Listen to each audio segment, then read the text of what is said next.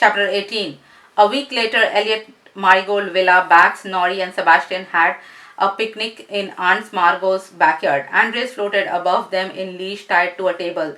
It was one of the last warm days of the year.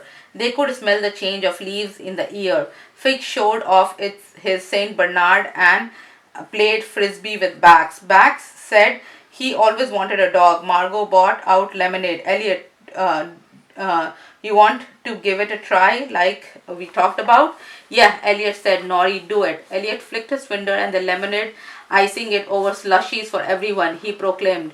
There was a cheer. A small, slight girl appeared from within the house. Pepper, Nori cried. You made it. Fix, turn back now, Margot commanded. He immediately took her advice back in his human form. He cleared his throat and adjusted his shirt. If Pepper had scared him even for half a second, he wasn't about to show it. Pepper stood shyly at the edge of the yard.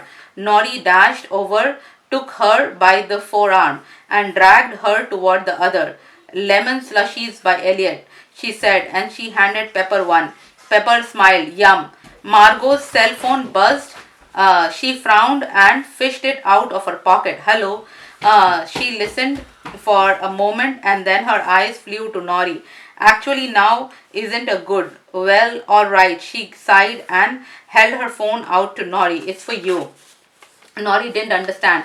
Her friends were right here, every last one of them. Who could be calling? She stepped away from the group and raised the phone to her ear.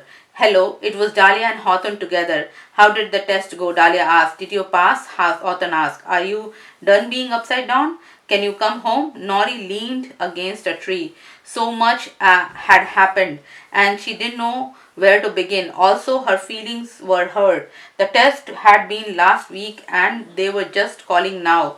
I failed, she said. I have to stay in UDM. Oh, sweetie, I'm so sorry, Dahlia exclaimed. Maybe you can try again. You have to, Hawthorne said. His tone reminded Nori how bossy he could be.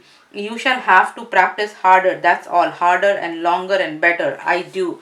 You are not going to give up, are you? Don't you want to come home? Nori wound a strand of her Nori wound a strand of her big hair around her fingers. Of course she wanted to go home.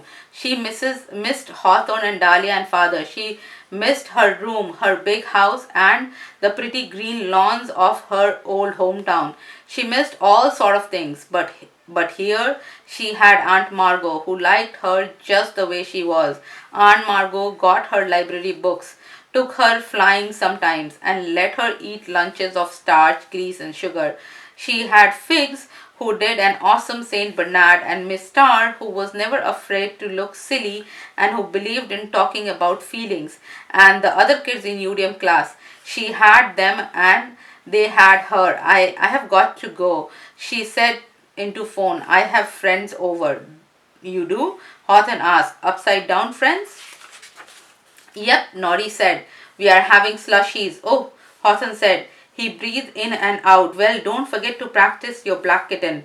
Bye, Nori said, and she pressed the button to end the call. She lowered the phone to her side. Bax threw the frisbee to Andres, who threw it to Pepper, who threw it to Elliot. Elliot fumbled it and handed it to Villa, who threw it to Marigold, who threw it to Sebastian, who dropped it. Sebastian always dropped it. I can't help, he cried. Its sound wave was so bright. Nori drank her slushy and watched her friend.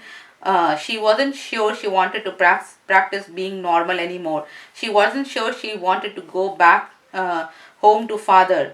Was that giving up, or was she just choosing something different?